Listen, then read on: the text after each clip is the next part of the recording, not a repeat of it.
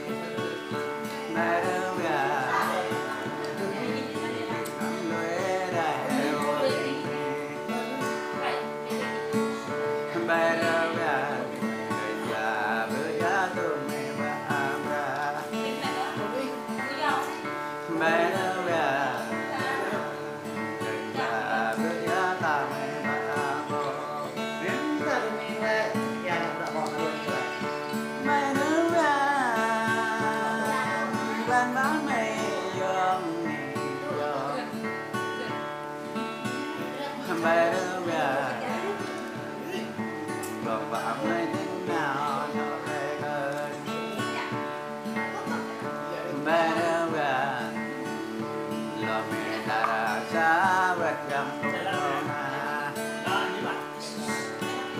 Mẹ đưa về Lo mẹ ta ra xa bằng mẹ thôi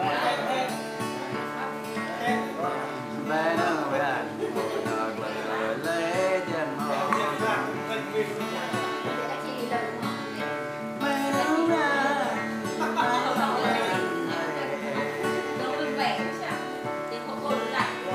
Mẹ đưa về